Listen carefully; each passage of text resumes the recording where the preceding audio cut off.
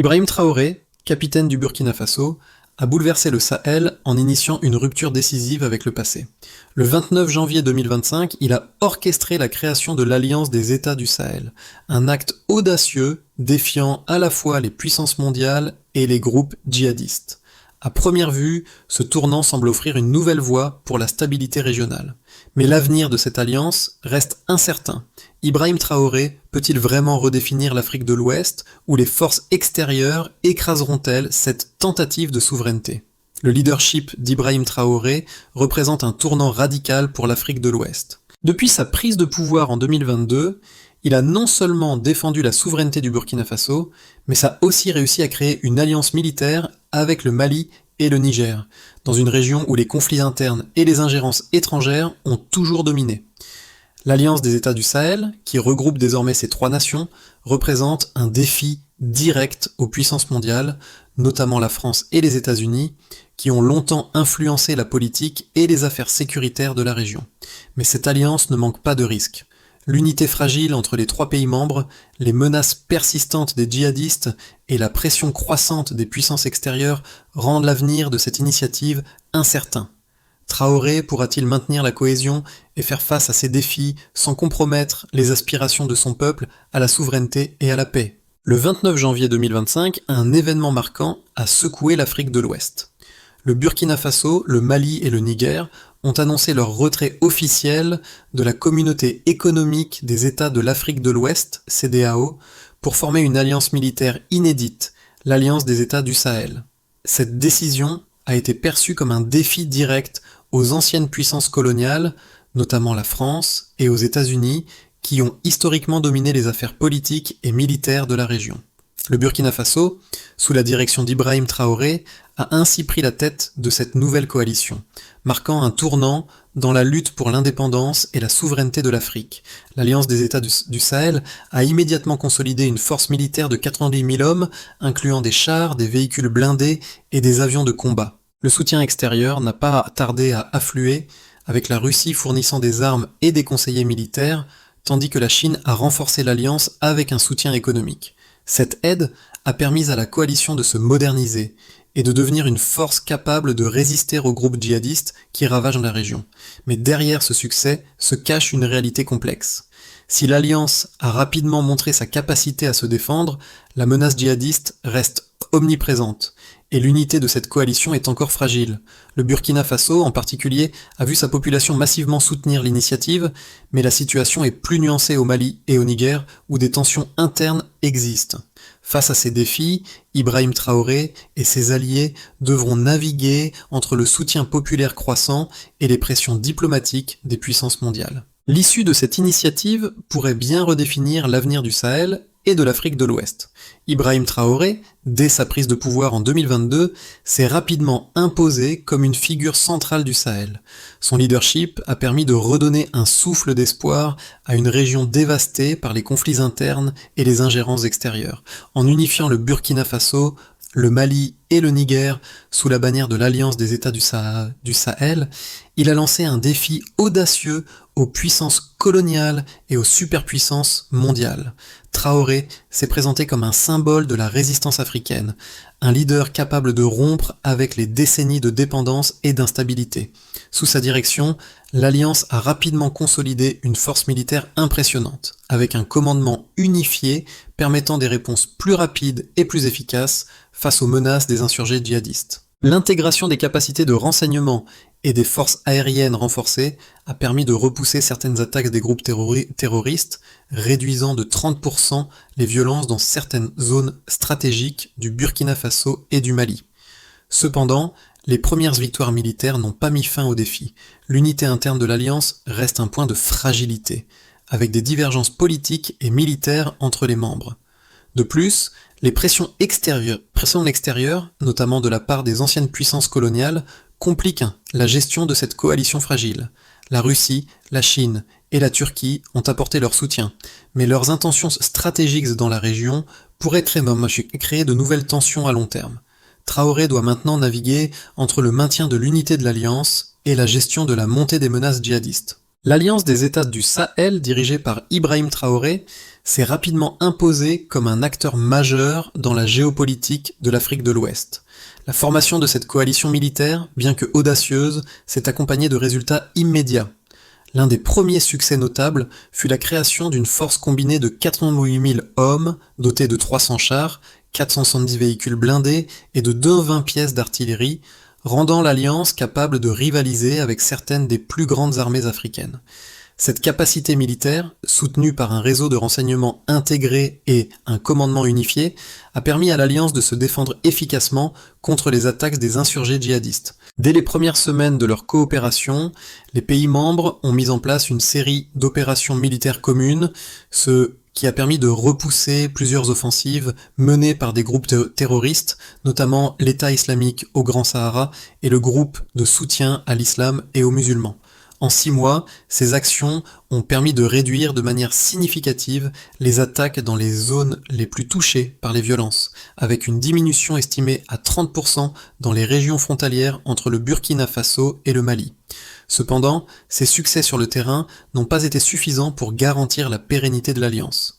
À mesure que les groupes djihadistes s'adaptent et se renforcent, la menace reste présente et l'Alliance doit constamment s'ajuster pour rester en avance. De plus, l'unité interne de l'Alliance reste un défi majeur. Bien que les 3 pays membres aient un objectif commun, les différences politiques et militaires sont souvent apparentes, notamment en ce qui concerne la gestion des ressources et la répartition du pouvoir au sein de la coalition. Le Burkina Faso, sous la direction de Traoré, a naturellement pris une position dominante, mais cette domination ne fait pas l'unanimité, en particulier parmi les dirigeants du Mali et du Niger qui peuvent percevoir cette situation comme un déséquilibre de pouvoir. Le soutien international, en particulier de la Russie, de la Chine et de la Turquie, a renforcé la capacité militaire de l'Alliance, mais ces relations ont aussi des implications géopolitiques complexes. La Russie a fourni des armes avancées et des conseillers militaires, tandis que la Chine a apporté son soutien économique, notamment en finançant des infrastructures cruciales pour renforcer l'autonomie de l'Alliance. La Turquie, quant à elle, a contribué par son expertise dans la guerre électronique et l'utilisation de drones. Bien que ce soutien soit précieux, il soulève des questions sur la dépendance de l'Alliance vis-à-vis de ses puissances extérieures et leurs motivations stratégiques. Simultanément, les États-Unis et la France ont exprimé des inquiétudes croissantes concernant l'émergence de cette nouvelle alliance militaire qui pourrait réduire leur influence dans la région. Les pressions diplomatiques et les sanctions économiques ont été utilisées pour tenter de freiner cette dynamique. Toutefois, ces manœuvres ont également renforcé le sentiment d'autonomie au sein de l'Alliance, donnant à Ibrahim Traoré et ses alliés une légitimité accrue dans leur lutte pour l'indépendance. Au niveau interne, les populations des 3 pays membres semblent soutenir largement l'Alliance. Selon des sondages menés en 2025, environ 75% des Burkinabés soutiennent activement Traoré et l'Alliance des États du Sahel, un chiffre qui témoigne de l'adhésion populaire à cette initiative. Ce soutien est crucial pour la stabilité de l'Alliance car il lui permet de puiser dans les ressources humaines et logistiques locales pour ses opérations militaires. Cependant, la situation reste fragile. Les attaques djihadistes continuent de causer des pertes humaines et des déplacements massifs de population, notamment dans les zones rurales, où la population civile est prise en étau entre les insurgés et les forces de l'Alliance. La tâche de maintenir l'unité au sein de l'Alliance reste complexe, d'autant plus que les divergences entre les pays membres, notamment en matière de partage du pouvoir, pourraient émerger à long terme. Ibrahim Traoré doit non seulement gérer les défis militaires, mais aussi maintenir la cohésion politique et diplomatique entre le Burkina Faso, le Mali et le Niger. À mesure que l'Alliance gagne en puissance, les tensions internes risquent de se manifester, ce qui pourrait compromettre sa stabilité. L'Alliance des États du Sahel, bien qu'encore jeune, a déjà montré des signes de réussite dans ses efforts pour stabiliser la région. Les premières opérations militaires menées sous la direction d'Ibrahim Traoré ont permis de repousser plusieurs attaques de groupes djihadistes, notamment dans les zones frontalières du Burkina Faso, du Mali et du Niger. Selon les rapports internes, le nombre d'attaques djihadistes dans ces régions a chuté de 30% en l'espace de 6 mois, un chiffre qui témoigne de l'efficacité de la coordination militaire au sein de l'Alliance. Ce taux de réduction des violences dans les zones sensibles est un indicateur clair du succès de la stratégie militaire et de la capacité de l'Alliance à résister à la pression des groupes terroristes. L'intégration des capacités de renseignement entre les 3 pays membres a également été un facteur clé de cette réussite. En 2025, 4% des opérations militaires menées par l'Alliance ont impliqué des forces conjointes, ce qui montre un degré élevé de coopération entre le Burkina Faso, le Mali et le Niger. Les informations de renseignement partagées ont permis d'améliorer la prise de décision et d'augmenter la réactivité des forces face aux menaces immédiates. En outre, l'Alliance a également réussi à réduire de 15% le taux de violence dans les zones contrôlées, ce qui indique que l'unité militaire a commencé à stabiliser certaines parties du Sahel. Cependant, la menace djihadiste reste omniprésente. L'État islamique au Grand Sahara et le groupe de soutien à l'islam et aux musulmans continuent de contrôler environ 40% du territoire du Burkina Faso, malgré les succès militaires initiaux. Ces groupes sont de plus en plus armés et soutenus par des réseaux internationaux, ce qui complique les efforts de l'Alliance pour garantir la sécurité sur le terrain. En réponse à cette menace croissante, l'Alliance a renforcé ses capacités militaires, notamment en augmentant le nombre de soldats déployés sur le terrain et en consolidant les bases militaires existantes. La coopération extérieure joue également un rôle crucial dans la survie de l'Alliance. La Russie, par exemple, a fourni 800 conseillers militaires et des équipements militaires avancés, contribuant à moderniser les forces de l'Alliance. De son côté, la Chine a apporté un soutien financier pour la construction d'infrastructures essentielles, comme des routes et des systèmes de communication, renforçant ainsi l'autonomie de l'Alliance face aux institutions financières occidentales. La Turquie a aussi joué un rôle clé en fournissant des drones et des formations en guerre électronique, augmentant ainsi la capacité de l'Alliance à surveiller et à riposter face aux attaques djihadistes. Le soutien populaire reste un autre facteur de légitimité pour l'Alliance. Selon une enquête menée en 2025, environ 75% des Burkinabés soutiennent Ibrahim Traoré et l'Alliance des États du Sahel, un chiffre qui reflète la forte adhésion populaire à l'idée d'une souveraineté renforcée et à la résistance face aux ingérences extérieures. Cependant, cette popularité est mise à l'épreuve par les tensions internes entre les membres de l'Alliance, notamment le Burkina Faso, qui a un rôle dominant, et les préoccupations politiques du Mali et du Niger concernant la répartition du pouvoir. Malgré les progrès réalisés, la stabilité de l'Alliance reste incertaine. Les tensions internes entre les membres, les attaques djihadistes continuent et les pressions internationales exercées par les puissances mondiales devront être prises en compte dans les mois à venir. L'Alliance des États du Sahel devra continuer à prouver sa résilience face à ces défis multiples, tout en maintenant l'unité et la cohésion nécessaires pour garantir la stabilité à long terme. L'Alliance des États du Sahel, sous la direction d'Ibrahim Traoré, a suscité des opinions partagées. D'un côté, elle représente un modèle de défense collective, une réponse africaine aux menaces internes et externes. L'unité des 3 pays membres, renforcée par des capacités militaires combinées, est un facteur clé de son succès initial. En combinant les forces de 90 000 hommes, ainsi que des équipements militaires modernes fournis par la Russie, la Chine et la Turquie, l'Alliance a montré qu'elle pouvait repousser efficacement les attaques djihadistes. En 6 mois, la réduction des attaques dans les zones critiques a été estimée à 30%, un succès notable pour une organisation jeune. Le soutien populaire est un autre pilier de cette alliance. Environ 65% des Burkinabés soutiennent Ibrahim Traoré, et ce soutien est crucial pour la légitimité de l'alliance. Les populations, souvent prises en étau entre les forces insurgées et les militaires, voient en Traoré un leader capable de restaurer la souveraineté et de défendre leur territoire. L'idée d'une Afrique qui se prend en main, indépendante des puissances coloniales et des superpuissances mondiales, trouve un large écho au sein des populations locales. Cependant, cette vision de l'Alliance comme un modèle de résistance à l'ingérence extérieure est tempérée par plusieurs défis. Les tensions internes entre les pays membres, notamment le Burkina Faso et ses voisins, le Mali et le Niger, pourraient fragiliser l'unité de la coalition à long terme. Le Burkina Faso, dirigé par Traoré, joue un rôle dominant, ce qui alimente des inquiétudes au sein des autres membres quant à un déséquilibre de pouvoir. Cette situation pourrait devenir un point de friction à mesure que l'alliance se renforce. De plus, les pressions extérieures restent une menace constante. Les puissances occidentales, particulièrement la France et les États-Unis, ne voient pas d'un bon œil cette montée en puissance. Les sanctions économiques et l'isolement diplomatique sont des moyens utilisés pour tenter de réduire l'influence de l'Alliance. L'Alliance devra naviguer habilement entre ces pressions pour maintenir son indépendance, tout en évitant une confrontation directe avec ces puissances mondiales. L'Alliance des États du Sahel a fait un pas audacieux en se retirant de la Communauté économique des États de l'Afrique de l'Ouest, CEDEAO, en janvier 2025, marquant ainsi un tournant stratégique. Cependant, un fait majeur s'est rapidement imposé. La stabilité à long terme de cette alliance n'est pas garantie, malgré ses succès initiaux. Les tensions internes, notamment les divergences politiques et militaires entre le Burkina Faso, le Mali et le Niger, risquent de fragiliser l'unité de la coalition.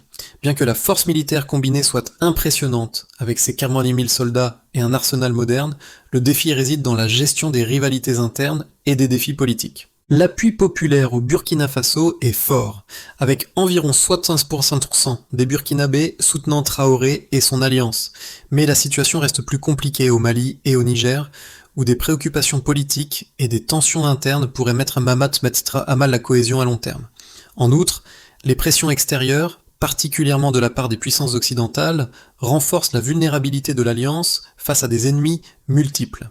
L'avenir de l'Alliance dépendra de sa capacité à maintenir son unité interne tout en résistant aux pressions géopolitiques et aux menaces djihadistes croissantes.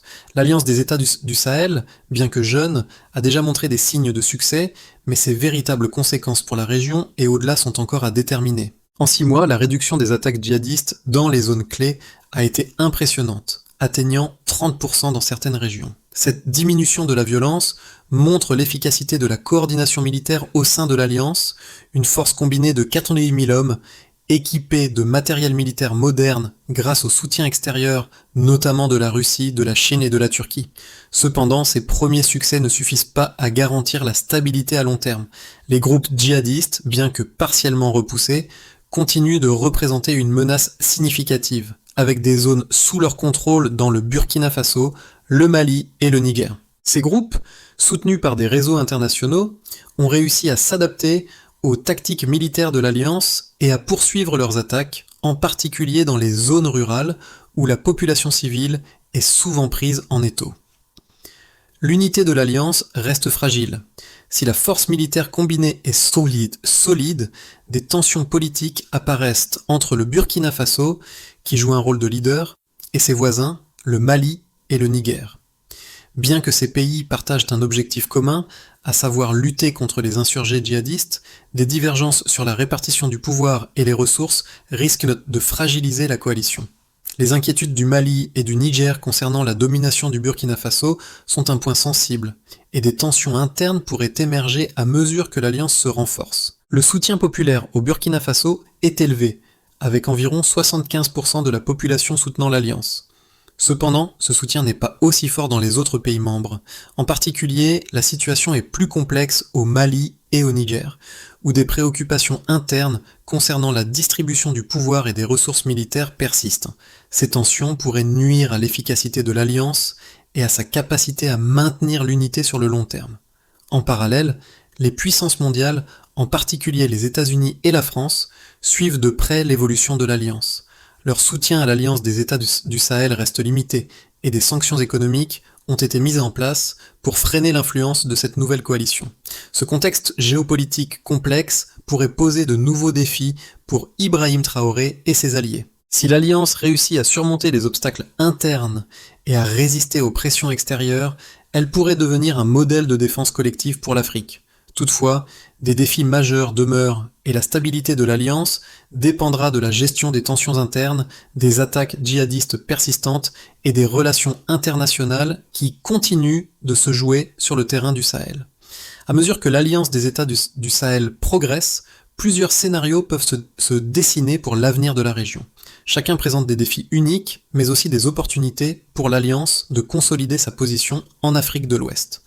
Dans le scénario de base, l'Alliance parvient à maintenir son unité et à repousser les attaques des insurgés djihadistes grâce à une coopération continue entre le Burkina Faso, le Mali et le Niger. Le soutien populaire, notamment au Burkina Faso, reste solide et les tensions internes sont maîtrisées. La coalition renforce sa coopération militaire, avec une coordination accrue des forces et des ressources permettant de repousser progressivement les groupes djihadistes hors des zones critiques. Dans ce contexte, l'Alliance devient un acteur régional stable, mais la pression extérieure notamment des puissances occidentales, persiste. La Chine et la Russie continuent de soutenir l'alliance, mais cette dépendance pourrait être un point de friction à long terme, car des divergences sur les ambitions géopolitiques pourraient surgir. Dans un scénario plus optimiste, l'alliance des États du Sahel réussit non seulement à maintenir la stabilité, mais également à étendre son influence dans la région. L'intégration d'autres pays voisins, comme le Tchad ou l'Algérie, pourrait renforcer encore l'alliance, permettant à la coalition de jouer un rôle plus central dans la géopolitique du Sahel. Les capacités militaires renforcées et une gestion réussie des tensions internes permettraient à l'alliance de repousser efficacement les insurgés djihadistes, consolidant ainsi sa position. Le soutien populaire reste élevé, et les pays voisins pourraient se joindre à l'alliance, créant une région plus unifiée et plus stable. Cette montée en puissance serait également facilitée par la solidité des relations avec la Chine, la Russie et la Turquie, qui offrent un soutien économique et militaire précieux. Ce scénario ouvrirait la voie à un renouveau géopolitique pour l'Afrique, avec l'Alliance des États du Sahel jouant un rôle de premier plan dans la défense collective et la gestion des crises régionales. Dans un scénario pessimiste, en revanche, dans un scénario plus sombre, l'Alliance des États du Sahel pourrait être confrontée à des tensions internes croissantes.